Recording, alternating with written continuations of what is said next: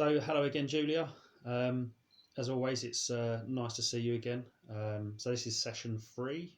Um, Again, this will be 20 minutes. Can I just confirm that you are in a safe location where it's confidential in regards to what we're talking about? Yep. Fantastic. Yes, that's 20 minutes long, so that'll take us to about 10 past 11. So, what would you like to talk to? What would you like to talk about today, Julia?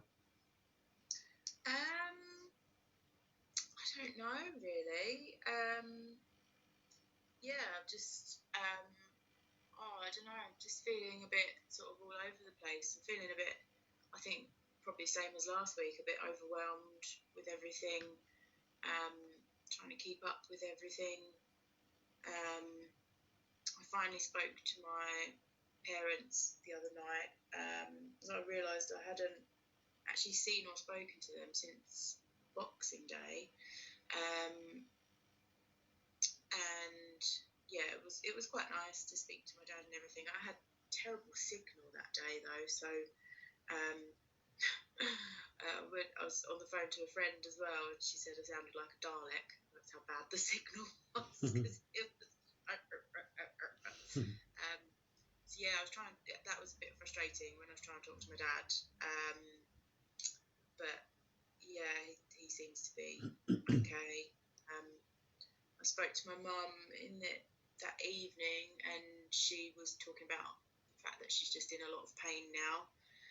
Um, yeah, and that was hard. I didn't really know what to say because I just kind of ended up being a bit blunt with her and just said that obviously with the cancer, the where she's at the moment, that it's just probably going to be this. There's just going to be pain until the end now. Um, and the problem being obviously where she is, she's a heavy morphine user. In the past, she was on it for leg ulcers, and it got out of hand. So she's used to using a lot more than the average person. So Mm. Her tolerance level is so much higher, and I think she just wants there to be no pain, and it's just not realistic. And I basically said to her, well, the only way you're not going to get any pain is if they up it to the point where you're just knocked out.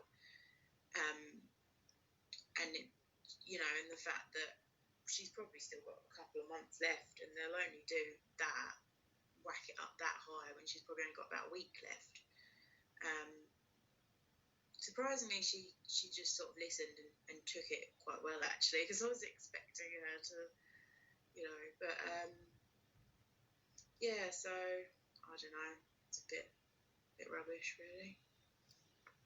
So, how are you like coping with it all? I mean, obviously, with your mum being that ill, obviously it must be very hard. You said the word overwhelmed. Did you want to sort of go into that feeling a bit more? Yeah, I think it's. Oh, sorry, it's a bit of an echo. It's put me off. Yeah, it's basically like the sort of emotional. The word is sort of emotional load of sort of thinking and worrying and well, it's kind of been a grieving process since she was diagnosed because we're aware that it's coming. I just feel like it takes up a lot of my headspace. Um, and obviously, where I was ill over Christmas with suspected COVID and got behind on my college work, and then it's sort of been. This is what partly why I haven't been in contact with them, because I've just wanted to try and focus on one thing at a time, because I find um, it just takes up too much headspace, really. And I feel like I can't seem to cope with both. And just the pandemic stuff as well. Yesterday I did myself almost like a little YouTube playlist, and I was trying to think of kind of emotive songs. Things like what's the song that Sweet Harmony. I don't know if you know the song. Let's come together right now. Oh yeah, Oh yeah, yeah. sweetheart. Bit of an old one, but it's sort of songs like that that kind of almost give you a bit of a shiver and are quite kind of a bit encouraging and a bit uplifting. And it all started, I was in the car, and All Together Now by The Farm came on. I love that song, and it's kind of a similar theme. And I just kind of wanted to put songs on and just sit and think and process. And I just ended up crying at just at, like pandemic stuff, just at how I don't know. I feel like I'm constantly trying to shut everything out, stuff with my parents or what's going on in the world right now. Like I can end up taking it on and sort of absorbing the sort of general emotion of the world, and it just, yeah, it just all gets too much, really. Hmm. So, so it sounds like at the moment there seems to be quite a lot going on, that you're taking a lot on. Like you said, the word load. So it feels like that you're carrying a lot at the moment, and with you trying to listen to this music and stuff like that, and trying to get into that upbeat kind of energy, you're trying to sort of find that balance in regards to sort of dealing with this load. Am I right by saying that? Yeah, I think so. It was also partly that I was very much aware of needing sort of quiet time, process time. That as a highly sensitive person, if I don't get that, I do feel very drained. And I think where I'm not sleeping properly, I'm probably feeling it even more. And actually, I probably had about an hour of just listening to songs and letting my brain tick over. And I felt really refreshed afterwards, and also kind of the release of crying and just allowing myself to think about it. Um, yeah, I think it's important for me to give myself the time to process things. Um, yeah, I think yeah, as I say, it just helps sort of clear all the like the overwhelm and Hmm. the sort of draining nature of it. Sure, sure. So you said about struggling sleeping. How long's that been going on for? Um, well, quite a while now. Well, I mean, it's been the last couple of weeks. So with my bipolar, I tend to I go through the cycles. It's mild. It's classed as in remission. Um, so although I don't take medication, I have kind of I stay relatively in the middle of the scale. Um, but I think because of the pandemic stuff, it's the anxiety of it has kind of kept me more near the top end, if that makes sense. Like the sort of adrenaline, the the fight or flight mode. I think I'm just constantly a little bit on edge. So then when it comes to bedtime, my brain is just wired, and I struggle to wind down. Once in bed, and like I tend to read. Oh, it's echoing him. It's really frustrating. Real. Um, yeah, once I'm in bed, I tend to read, which helps calm my brain down. But it's having the discipline to, even if my brain is still whizzing, to say, right, no, like put the phone down, go to bed, read my book. Because, like I say, once I'm in bed and I read my book, I read on my Kindle with, it's like the black and white. It's got the black background. I have the light off, so it's all quite calming. And as I say, reading just helps me focus and sort of switch off all the swirling. So, but yeah, so it's just basically having the discipline to sort of say, right, okay, I need to go to bed now because I'm finding I'm not functioning very well the next day. But I'm okay. I'm getting on with it. And generally, when I'm on the higher end of my cycles, I can function on less sleep.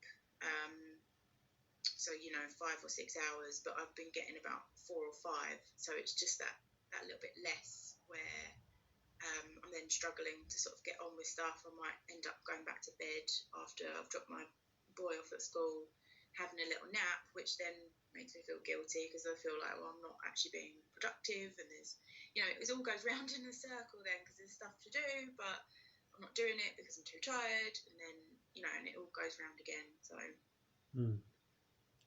yeah, so not having that much sleep must be quite draining on yourself as well. yeah, it's a bit hard to describe really, because you would think that I'd be sort of on the floor with it, but it's more kind of being tired and wired, if that makes sense. Um, it's a horrible combination because it's where you're kind of wired enough that you're restless, and you can't sort of relax, but then on the flip side you're tired and need rest, but it's hard to rest. So it's a completely sort of contradictory feeling, and it's just really annoying. Sure, To be sure. honest. Yeah. Yeah.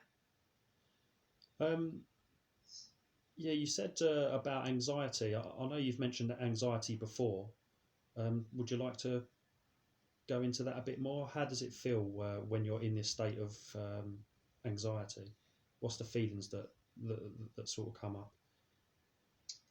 Um, yeah, so it's not, I don't know, I suppose it's more of a subconscious thing, really, because it's not like I go about my day, um, really fearful of stuff. I kind of try and sort of take it in my stride. It's more the fact that that sort of underlying thing is there, and for me, it's more about the adrenaline side of it, I guess. That it feels like I say, it's more about that, the sense of being on edge of. I mean, there is worry. It's the sort of. I mean, obviously, this is lockdown 3 now, so it's kind of a bit like that sense of, well, when is this going to come to an end? Um, it's little things like the stuff we always took for granted. The fear of being close to people. It winds me up now. I was thinking back the other day about, like, for example, when I picked my boy up from school, how, at the moment we're not allowed in. You literally, you stand at the gates and they come out to you. But before the pandemic, we would all flood onto the playground. I don't know if I mentioned that last week. I can't remember. But how we'd all flood onto the playground, shoulder to shoulder, and we'd all stand and casually have a chat, and with no fear. And at the moment, I just hate how the fear of being close to someone, and the new strain, that it's spreading so quickly, and how our actions impact other people.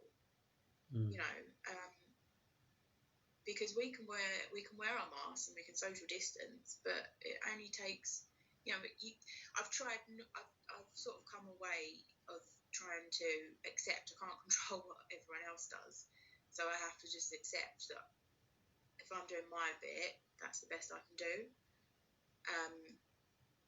But the anxiety of it, it's just doing my head in a bit, really.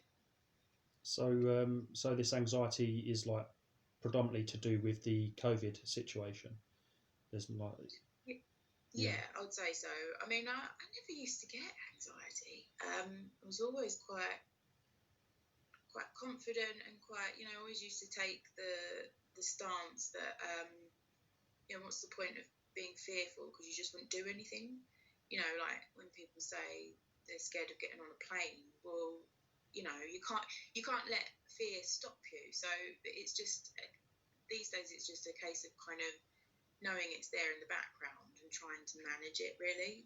I mean, going a bit deeper, I think in general, I think we are just more anxious as a society these days because everything's just busier, there's more pressure, technology puts, everything has to be done yesterday.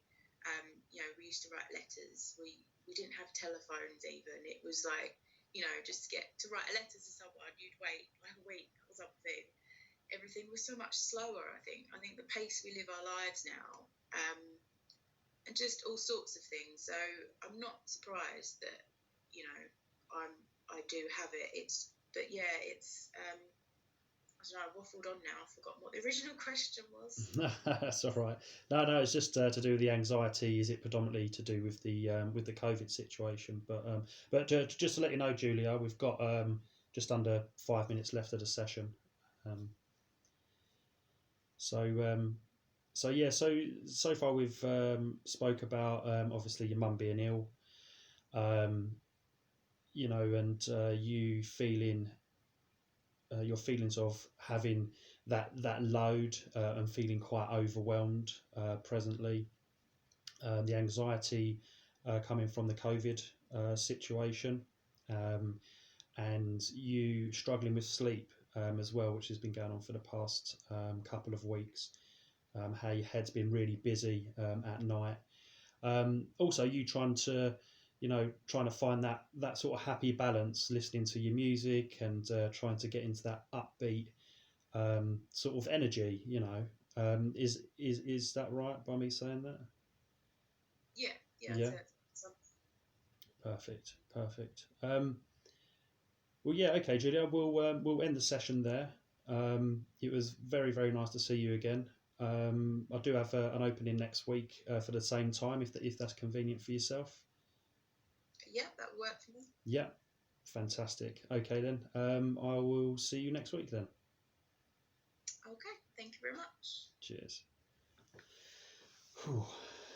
I think I ended it a couple of minutes early, didn't I? Yeah, well, no, but I think that's what was said. Can I just say, I've got to leave right now, so just have a bit of a break and I'll come back. Yeah, sure. Okay, yeah.